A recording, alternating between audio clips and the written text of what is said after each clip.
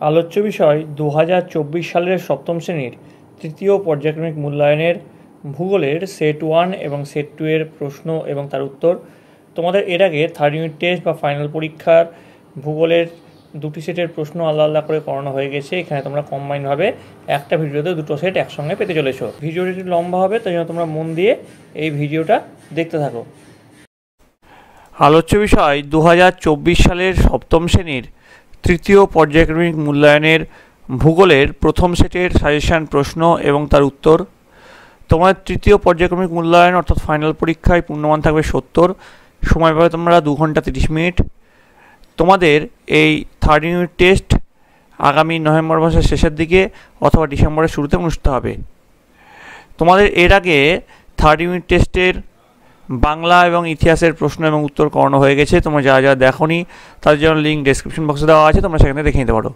তোমাদের এই প্রশ্নোত্তর পর্ব শুরু করার আগে একবার দেখে নেব তোমাদের সিলেবাসে ঠিক কোন কোন চ্যাপ্টার রয়েছে এবং সেখান থেকে কত নম্বরের কী টাইপের প্রশ্ন আসতে চলেছে। এবং তারও আগে বলে রাখি, তোমরা যারা এই চ্যানেল নতুন তারা অবশ্যই চ্যানেলটিকে সাবস্ক্রাইব করে দিও এবং পাশে থাকা বেল আইকনটি প্রেস করে দিও। তোমাদের প্রথমে যেটা থাকছে পৃথিবীর গতি, এখান থেকে এমসিকিউ থাকছে দুটো, 1 নম্বর প্রশ্ন থাকছে দুটো।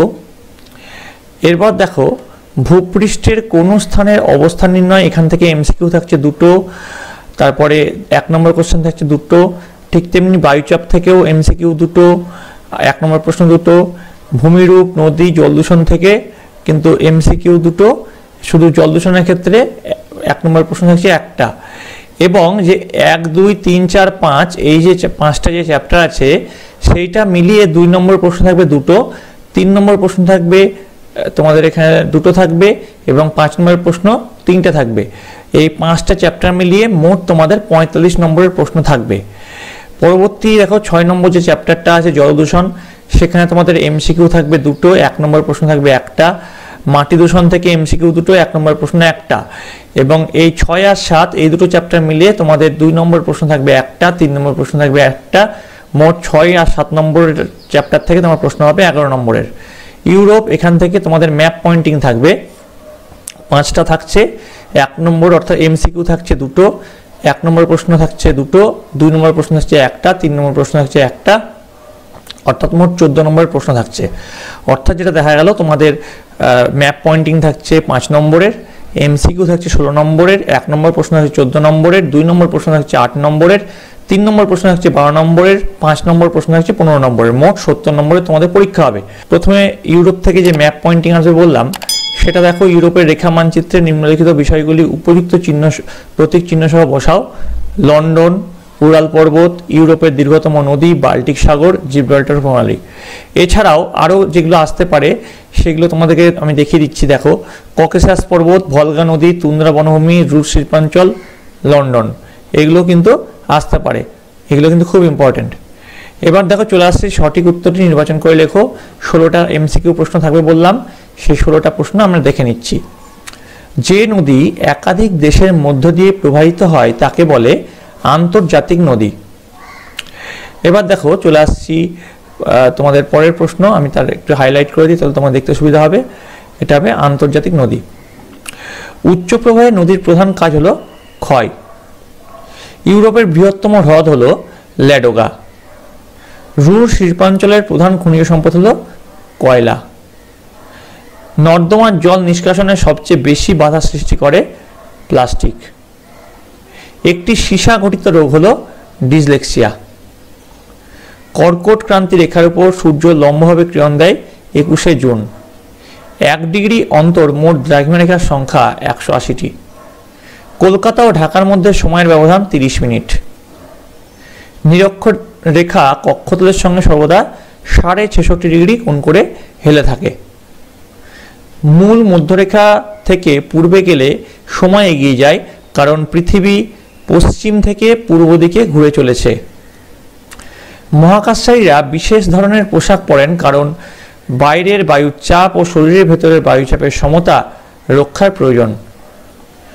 তারপরে চলে আসে 13 নম্বর, পৃথিবীর যে গতিশীল একথা প্রথম বলেন কোপার্নিকাস। ভারতের একটি আগ্নেয় পর্বতের উদাহরণ হল ভেসুভিয়াস। পরিবেশ দিবস পালিত হয় 5ই জুন। ভোপাল গ্যাস দুর্ঘটনাটি 1984 সালে ঘটেছিল। তো এই গেল তোমাদের যে 16টা এমসিকিউ প্রশ্ন। এবার দেখো চলে আসছে তোমার শূন্যস্থান পূরণ, 5টা শূন্যস্থান পূরণ থাকবে। তো 5টা শূন্যস্থান পূরণে তোমাদের পৃথিবীর বৃহত্তম নদীটি হলো, উত্তর লিখবে তোমরা অ্যামাজন নদী। কাগজ শিল্প থেকে একটি দূষিত বর্জ্য হলো সালফার ডাই অক্সাইড।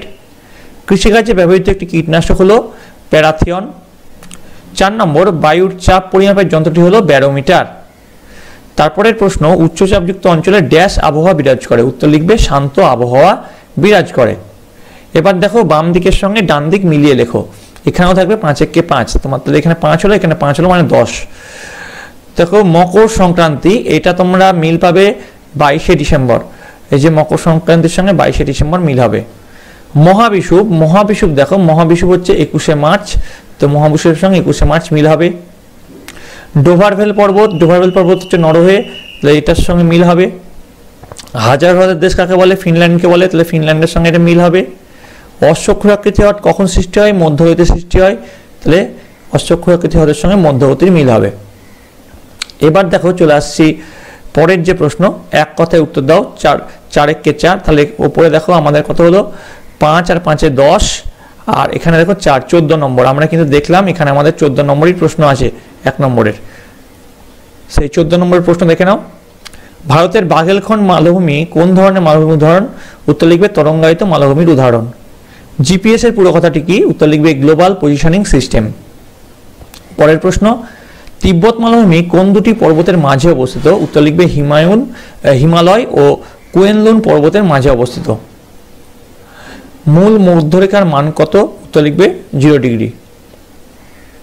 এবার দেখো 4 দাগের যে প্রশ্ন আছে, অনধিক 30টি শব্দের মধ্যে নিচের প্রশ্নগুলি উত্তর দাও। 4 দাগের প্রশ্নের প্রতিটি প্রশ্নের মান আছে 2 করে।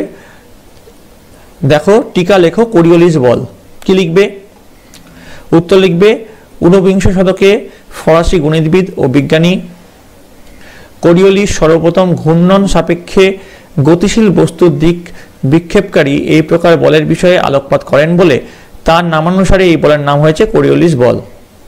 পৃথিবীর আবর্তনজনিত ঘূর্ণনের প্রভাবে ভূপৃষ্ঠের যে কোনো স্বচ্ছন্দ গতিশীল বস্তুর ওপর এক ধরনের বল কাজ করে, যা উক্ত বস্তুর দিক বিক্ষেপ ঘটায়।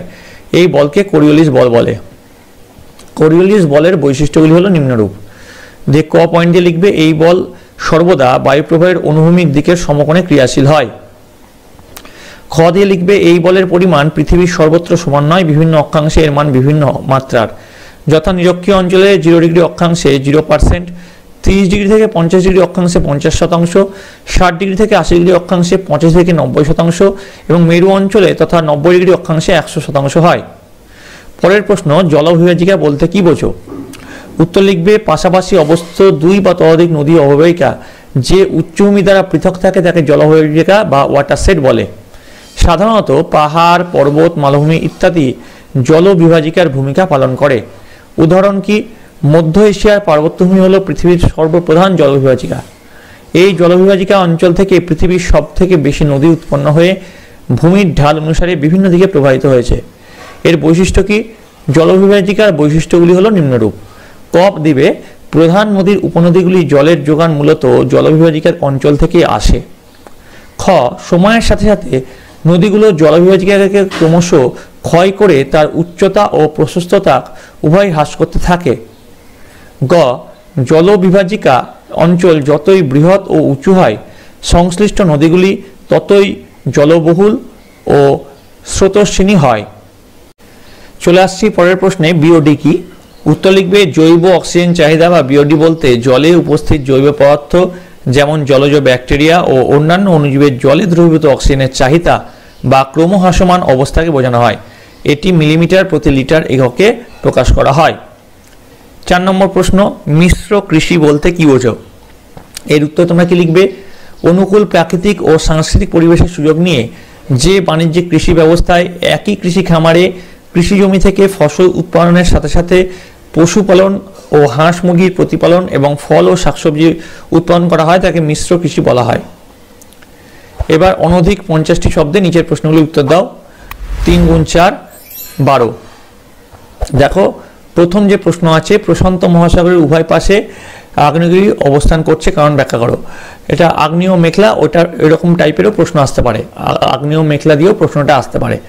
তো উত্তর লিখবে প্রধানত প্রশান্ত মহাসাগরের উপকূল বরাবর অভিসারী পাত সীমান্তের অবস্থানের জন্যই এই আগ্নেয় বেষ্টনীর সৃষ্টি হয়েছে। পূর্ব উপকূলের আমেরিকা পাত এবং প্রশান্ত মহাসাগরীয় পাতের সংঘর্ষের ফলে এবং পশ্চিম উপকূলের এশিয়া পাত ও অস্ট্রেলিয়া পাতের সংঘর্ষের ফলে আগ্নেয়গিরিগুলি সারিবদ্ধভাবে সৃষ্টি হয়েছে। 2 নম্বর প্রশ্ন, নগরায়ন ও কৃষিকাজ কিভাবে মাটি দূষণ ঘটেছে। দেখো এখানে দুটো প্রশ্ন, একটা নগরায়ন একটা কৃষিকাজ, দুটোই লিখতে হবে। প্রথমে দেখো নগরায়ন দিয়ে শুরু করছি।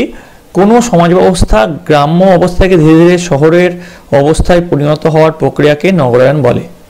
মূলত জনসংখ্যা বৃদ্ধির ফলে নগরায়নের প্রয়োজন হয়ে পড়ে। নগরায়নের ফলে বিভিন্নভাবে মাটি দূষিত হয়। 1 নম্বর পয়েন্ট দেবে, অতিরিক্ত জনসংখ্যা বৃদ্ধির ফলে অরণ্য ধ্বংস হয়, জলাভূমি বুঝিয়ে বসতি তৈরি হচ্ছে ও গ্রামগুলি আধুনিকীকরণের দ্বারা শহরে পরিণত হচ্ছে, যার ফলেও বৃক্ষচ্ছেদন, কৃষিজমি হ্রাস পাচ্ছে। 2 নম্বর পয়েন্ট দিয়ে লিখবে, কর্মসংস্থানের জন্য যে শিল্প কারখানা ও বিদ্যুৎ কেন্দ্র তৈরি হচ্ছে সেখান থেকে বিষাক্ত বর্জ্য, তেজস্ক্রিয় বর্জ্য মাটিতে নিক্ষেপিত হচ্ছে ও গৃহস্থলীর আবর্জনা নিক্ষেপ ও নগরায়নের সময় মাটিতে পড়ে থাকা ইট, পাথর, বালির স্তূপ মাটি দূষণকে ত্বরান্বিত করে। 3 নম্বর, নগরায়নের ফলে পরিবহন ব্যবস্থার উন্নতি ঘটে, যানবাহনের সংখ্যা বৃদ্ধি পায়, ফলে বায়ু দূষণ বাড়ে এবং অ্যাসিড বৃষ্টি সৃষ্টি হয়। এই অ্যাসিড বৃষ্টি মাটিতে পড়ে মাটির অম্লত্ব বাড়িয়ে দেয়। এবার দেখো তারপরে যেটা প্রশ্নটা ছিল, কৃষিকাজ কিভাবে মাটি দূষণ ঘটাচ্ছে। তো সেখানে লিখবে কৃষিকাজের দ্বারা মাটি নিম্নলিখিতভাবে দূষিত হয়। যেমন 1 নম্বর, জমিতে অতিমাত্রায় রাসায়নিক সার ব্যবহারের ফলে মাটির সাধারণ বা জৈব গঠন পরিবর্তিত হয়ে লবণের পরিমাণ বেড়ে যায়, ফলে মাটি অনুর্বর হয়ে পড়ে। 2 নম্বর, ফসলে রোগ পোকামাকড়ের আক্রমণ ঠেকাতে যে বিষাক্ত কীটনাশক ব্যবহার করা হয় তা মাটি মধ্যস্থ বিভিন্ন উপকারী প্রাণী ও অণুজীবদের মেরে ফেলে, যার ফলে মাটির স্বাভাবিক উর্বরতা নষ্ট হয়ে যায়। 3 নম্বর, কৃষিভূমিকে চাষাবাদের জন্য কর্ষণ করে ফেলে রাখলে বৃষ্টির জলে মাটির উপরিস্তর দ্রুত ধুয়ে যায়, ফলে মাটির উপরিভাগের পুষ্টিমূল্য অপসারিত হয়ে মাটিকে অনুর্বর করে তোলে। 3 নম্বর যে প্রশ্ন আছে সেটা হচ্ছে পোল্ডার ভূমি কিভাবে তৈরি করা হয়।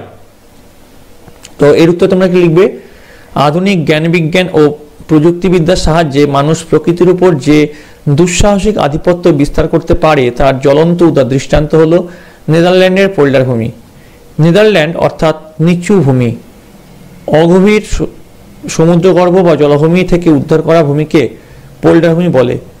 নেদারল্যান্ডের জনসংখ্যার অনুপাতে কৃষিজমির পরিমাণ অনেক কম, সেজন্য ডাচরা সমুদ্রগর্ভ ভরাট করে কৃষিজমি ও অর্থনৈতিক কর্মক্ষেত্র বৃদ্ধি করেছে।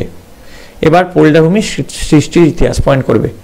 সপ্তদশ শতাব্দীর প্রথমার্ধ থেকেই ডাচ বা ওলন্দাজরা বেলাভূমি বা সমুদ্র সৈকতে বাঁধ দিয়ে কৃষিক্ষেত্র ও জনবসতি গড়ে তোলে।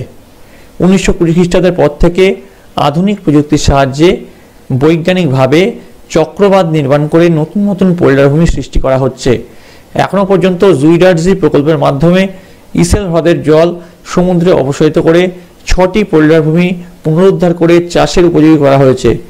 বিভিন্ন পর্যায়ে পোল্ডার ভূমি সৃষ্টি করা হয়, সেগুলি হলো, প্রথম পর্যায়ে পয়েন্ট দিবে, উত্তর সাগরের উপকূল বরাবর নেদারল্যান্ডসের বিভিন্ন অগভীর স্থান, প্রাচীনকালে মাটির বাঁধ, বর্তমানে বৃহত্তাকার কংক্রিটের চক্রবাদ দিয়ে সমুদ্রকে ঘিরে ফেলা হয়।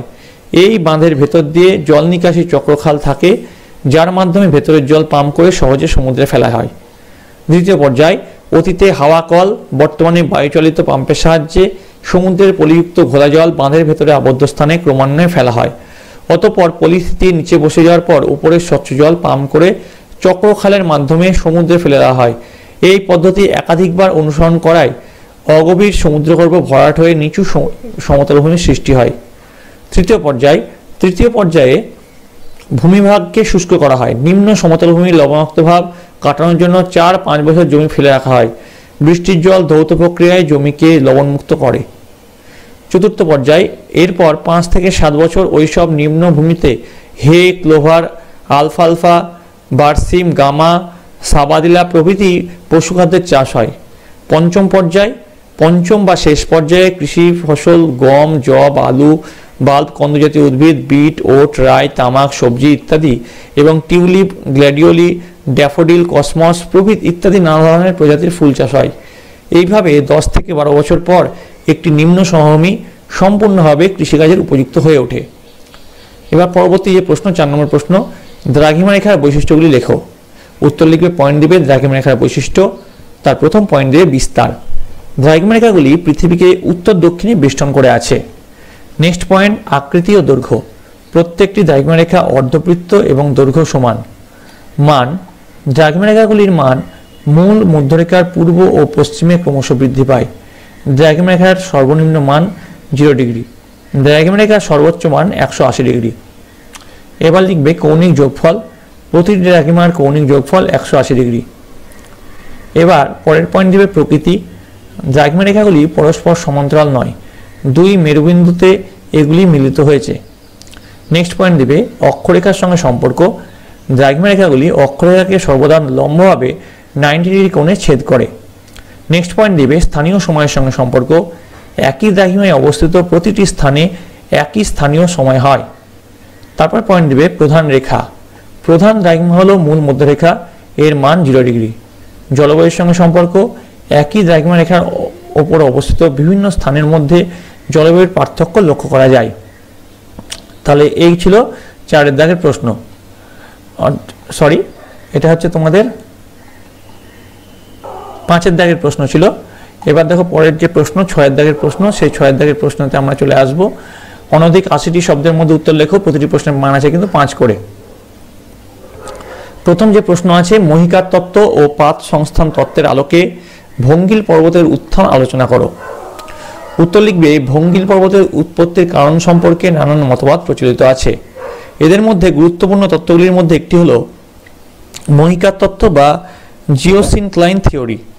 মহিকার তত্ত্ব পয়েন্ট দিবে, দিয়ে লিখবে ভূতাত্ত্বিকদের মতে এখন যেসব জায়গায় ভঙ্গিল পর্বতগুলো অবস্থান করছে অতি প্রাচীনকালে সেখানে ছিল বিস্তীর্ণ অবনত অঞ্চল। ভূতাত্ত্বিক ভাষায় যার নাম মহিকাত বা অগভীর সমুদ্র। পরবর্তীকালে যুগ যুগ ধরে পলি পড়ে এই অগভীর সমুদ্র প্রায় ভরাট হয়ে গিয়েছিল। ক্রমাগত পলি জমার ফলে নিচের পলিস্তর পাললিক শিলায় পরিণত হয়। একসময় পলিস্তর বৃদ্ধির ফলে নিম্নমুখী চাপের পরিমাণও বেড়ে যায়। এরপর প্রবল পার্শ্বচাপের ফলে পাললিক শিলাস্তরে ভাঁজ পড়তে থাকে। পরবর্তীকালে এইসব ভাঁজগুলো দৃঢ়ভাবে সংঘবদ্ধ ও উঁচু হয়ে ভঙ্গিল পর্বতের সৃষ্টি করেছে। এবার দেখো প্রশ্নে এটা বলা হয়েছে পাত সংস্থান তত্ত্বের আলোকেও আলোচনা করতে বলেছে। তো দেখো এবার পাত সঞ্চালন তত্ত্ব ব্যাখ্যা। ভঙ্গিল পর্বতের উৎপত্তির কারণ সম্পর্কে নানান মতবাদ প্রচলিত আছে। এদের মধ্যে গুরুত্বপূর্ণ তত্ত্বগুলির মধ্যে একটি হলো পাত সংস্থান বা পাত সঞ্চালন তত্ত্ব বা প্লেট টেকটনিক থিওরি। তো পয়েন্ট দিবে পাত সঞ্চালন তত্ত্ব। বর্তমানে ভূবিজ্ঞানীরা পাত সঞ্চালন মতবাদের ভিত্তিতে ভঙ্গিল পর্বত সৃষ্টির প্রধান কারণ ব্যাখ্যা করেছেন।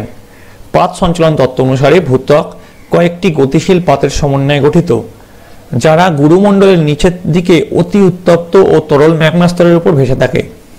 এক একটি পাত কেবল মহাদেশ কিংবা মহাসাগর অথবা 2 মিলে গঠিত হতে পারে, যেমন ইউরেশিয়ান প্লেট, আফ্রিকান প্লেট, ভারতীয় প্লেট, প্রশান্ত মহাসাগরীয় প্লেট প্রভৃতি।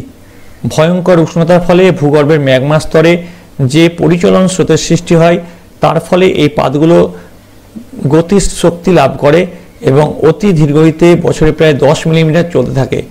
এইসব গতিশীল পাতগুলোর মধ্যে যে কোনো দুটি পাত যখন পরস্পরের মুখোমুখি হয় তখন ওই দুটি পাতের সংযোগ রেখা বরাবর উপসাগর, সাগর কিংবা মহাসাগরের তলদেশে সঞ্চিত পাললিক শিলাস্তরের দুদিক থেকে প্রবল পার্শ্ববর্তী চাপে শিলাস্তরে ভাঁজ পড়ার ফলে শিলাচ্যুতি ঘটে এবং ভূমিকম্পের সৃষ্টি হয়।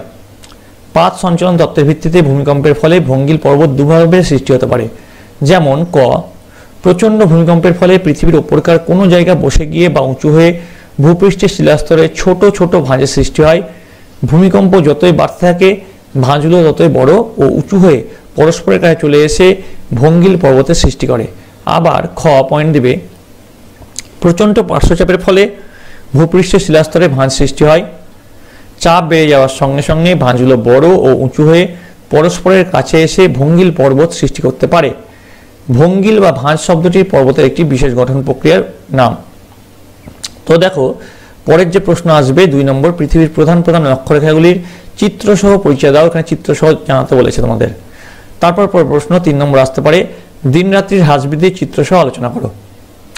তো দেখো সেটার উত্তর তোমরা লিখবে, দিন রাত্রির দৈর্ঘ্যের হ্রাস বৃদ্ধির কারণ কেবলমাত্র 21শে মার্চ ও 23শে সেপ্টেম্বর এই দুটি দিন ভূপৃষ্ঠের সর্বত্র দিন রাত্রির দৈর্ঘ্য সমান হয়। বছরের অবশিষ্ট দিনগুলিতে একমাত্র নিরক্ষীয় অঞ্চল ছাড়া পৃথিবীর সর্বত্র দিন রাত্রির দৈর্ঘ্যের হ্রাস বৃদ্ধি হয়। দিন রাত্রির দৈর্ঘ্যের হ্রাস বৃদ্ধির প্রধান কারণ দুটি হলো, প্রথম পয়েন্ট দিবে পৃথিবীর পরিক্রমণ গতি এবং 2 নম্বর পয়েন্ট দিবে পৃথিবীর মেরুরেখার নিজের কক্ষতলের সঙ্গে 66.66 ডিগ্রি কোণ করে অবস্থিতি। এছাড়া আরও যেসব কারণে ভূপৃষ্ঠে দিন রাত্রির দৈর্ঘ্যের হ্রাস বৃদ্ধি হয় সেগুলি হলো পৃথিবীর গোলীয় আকৃতি, পৃথিবীর আবর্তন গতি, পৃথিবীর উপবৃত্তাকার কক্ষপথ, পৃথিবীর মেরুরেখার সর্বদা একই দিকে অবস্থিতি, সূর্যের আপাত দৈনিক ও বার্ষিক গতি প্রভৃতি। এবার যেহেতু এটা চিত্রসহ বলেছে, তাহলে দেখো এই চিত্রটা তোমরা এঁকে দেবে, ভালো করে দেখে নাও, ভালো করে দেখে স্ক্রিনশট তুলে নাও যে এই চিত্রটা কিন্তু তোমাদেরকে আঁকতে হবে। এবার দেখো দিন রাত্রির দৈর্ঘ্যের পরিবর্তন লিখবে, বছরের বিভিন্ন সময়ে কক্ষপথে পৃথিবীর অবস্থান সূক্ষ্মভাবে লক্ষ্য করলে পৃথিবীতে দিন রাত্রির দৈর্ঘ্যের হ্রাস বৃদ্ধি কীভাবে হচ্ছে তা বোঝা যায়। কর্কট সংক্রান্তিতে 21শে জুন তারিখে পৃথিবীর কক্ষপথের এমন এক স্থানে অবস্থান করে যে দক্ষিণ গোলার্ধের তুলনায় উত্তর গোলার্ধে সূর্যের দিকে বেশি ঝুঁকে থাকে। ওই দিন সূর্য কর্কটক্রান্তি রেখার উপর লম্বভাবে কিরণ দেয়, ফলে ওই দিন উত্তর গোলার্ধে সবচেয়ে বড় দিন এবং সবচেয়ে ছোট রাত হয় এবং দক্ষিণ গোলার্ধে এর ঠিক বিপরীত অবস্থা দেখা যায়। কর্কট সংক্রান্তি পরবর্তী সময়ে 21শে জুনের পর থেকে দক্ষিণ গোলার্ধ সূর্যের দিকে এবং উত্তর গোলার্ধে সূর্যের দিক থেকে ক্রমশ দূরে সরতে থাকে। তখন থেকে সূর্যের দক্ষিণায়ন শুরু হয় এবং উত্তর গোলার্ধে ক্রমশ দিন ছোট ও রাত বড় হতে থাকে। দক্ষিণ গোলার্ধে এই সময় ঠিক তার বিপরীত ঘটনা ঘটে। তো দেখো এই ছিল তোমাদের সপ্তম শ্রেণীর ভূগোলের প্রশ্নপত্র। তো তোমাদের সুবিধার্থে তোমাদের যে 3 নম্বরের যে প্রশ্নগুলো আসবে এবং 5 নম্বরের যে প্রশ্নগুলো আসবে, আরও কয়েকটা প্রশ্ন তোমাদের জন্য নিয়ে এসেছি যেটা মডেল কোশ্চেন থেকে নেওয়া হয়েছে। এই প্রশ্নগুলো কিন্তু খুব ইম্পর্টেন্ট। তোমাদের যে কটা প্রশ্ন আজকে করলাম সেই সব প্রশ্নগুলো খুব ইম্পর্টেন্ট। দেখো 3 মার্কসের যে প্রশ্ন কয়েকটা থাকতে পারে, অক্ষরেখার চিত্র অঙ্কন করো এবং দুটি প্রধান বৈশিষ্ট্য লেখো, বা আসতে পারে নিত্যবহ ও অনিত্যবহ নদীর তুলনা করো, বা আসতে পারে তোমার গ্রামের মাটিতে জল ধারণ ক্ষমতা খুব বেশি, তুমি কিভাবে চাষাবাদ করবে, বা আসতে পারে কৃষ্ণ সাগরে পতিত হয়েছে ইউরোপের এমন একটি নদীর সংক্ষিপ্ত পরিচয় দাও। এবার দেখো 5 মার্কসের কটা 3টে প্রশ্ন আমি বলে দিচ্ছি, অনধিক 80 শব্দ উত্তর দাও। 23শে সেপ্টেম্বর থেকে 22শে ডিসেম্বর পৃথিবী ও সূর্যের মধ্যে অবস্থান ও তার প্রভাব আলোচনা করো। আবার আসতে পারে পর্বত বেষ্টিত মালভূমি ও ব্যবচ্ছিন্ন মালভূমির চিত্র অঙ্কন করো এবং বৈশিষ্ট্য লেখো। আবার আসতে পারে বায়ুচাপের পার্থক্যের কারণগুলি আলোচনা করো। আলোচ্য বিষয় 2024 সালের সপ্তম শ্রেণীর তৃতীয় পর্যায়ক্রমিক মূল্যায়নে ভূগোলের দ্বিতীয় সেটের প্রশ্ন এবং তার উত্তর। তোমার তৃতীয় পর্যায়ক্রমিক মূল্যায়ন বা ফাইনাল পরীক্ষা আগামী নভেম্বরের শেষে অথবা ডিসেম্বরের শুরুতে অনুষ্ঠিত হবে। এই পরীক্ষায় পূর্ণমান থাকবে 70 এবং এর জন্য সময় হবে 2 ঘন্টা 30 মিনিট। তো তোমাদের এর আগে 3rd ইউনিট টেস্টের বাংলা, ইংরেজি, ইতিহাস, ভূগোলে একটা সেট, অঙ্কের প্রশ্ন এবং উত্তর করানো হয়ে গেছে।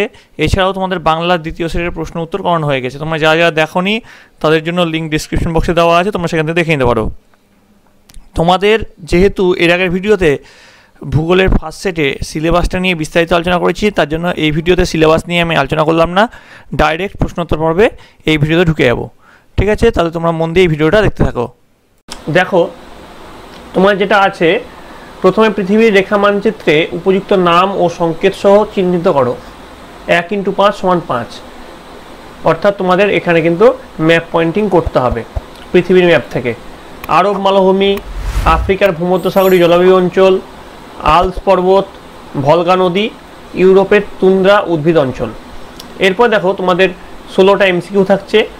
প্রথম যেটা প্রশ্ন, পৃথিবীতে মুক্তিবেগের পরিমাণ সেকেন্ডে 11.2 কিলোমিটার, 12.2 কিলোমিটার, নাকি 13.2 কিলোমিটার, নাকি 14.2 কিলোমিটার?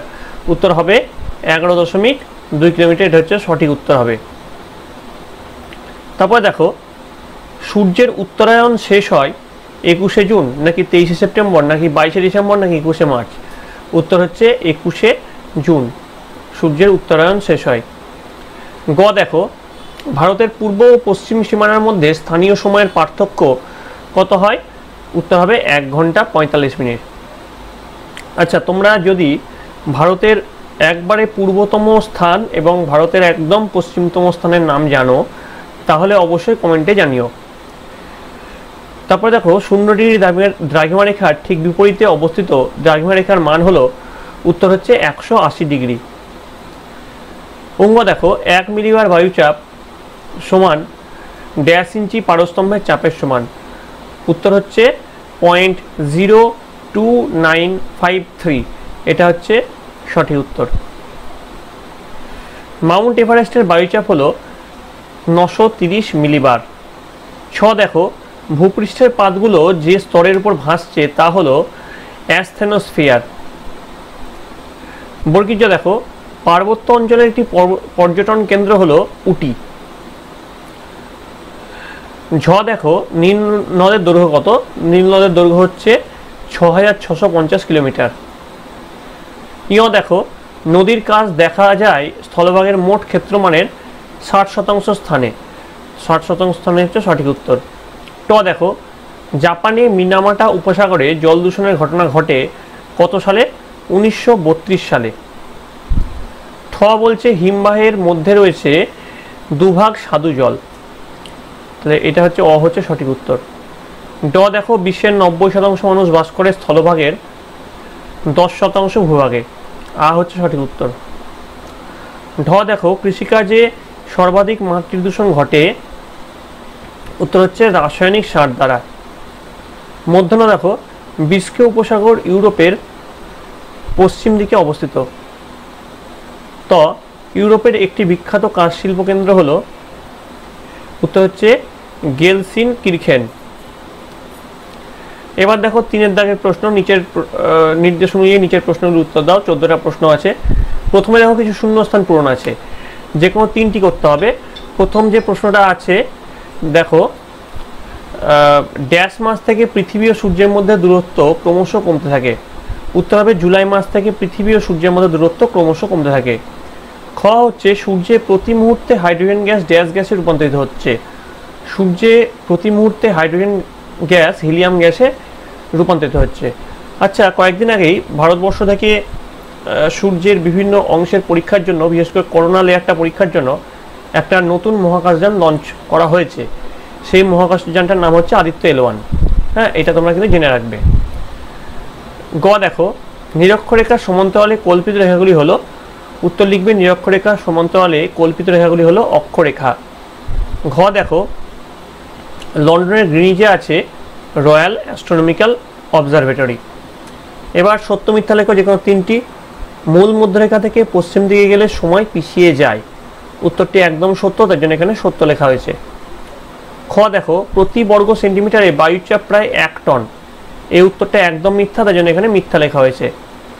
দেখো নিম্নচাপ অঞ্চলে অশান্ত আবহাওয়া বিরাজ করে, এই উত্তরটা একদম সত্য, তার জন্য এখানে সত্য লেখা হয়েছে।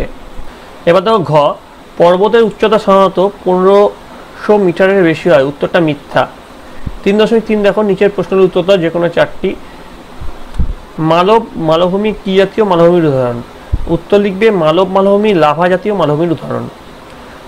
দক্ষিণ আমেরিকার বিখ্যাত সমভূমির নাম কি? উত্তর লিখবে দক্ষিণ আমেরিকার বিখ্যাত সমভূমির নাম পম্পাস সমভূমি।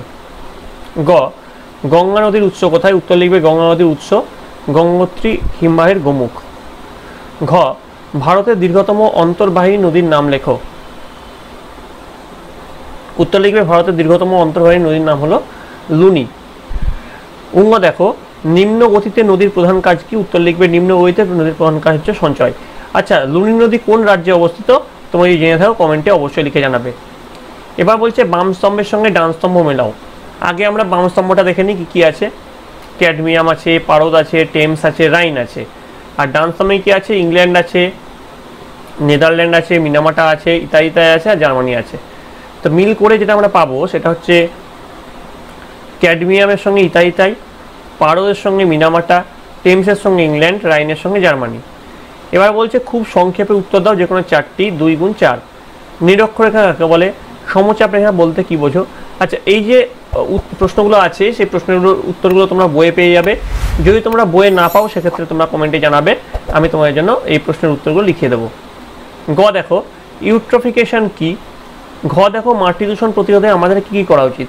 এই প্রশ্নগুলো কিন্তু তোমরা মনে করো না যে শুধুমাত্র একটা স্কুলের জন্য প্রযোজ্য, এই প্রশ্নগুলো প্রতিটা বিদ্যালয়ের জন্য কিন্তু খুব ইম্পর্ট্যান্ট। তোমরা তোমাদের বইটা ফুটিয়ে পড়বে এবং এই প্রশ্নগুলো অবশ্যই প্র্যাকটিস করবে।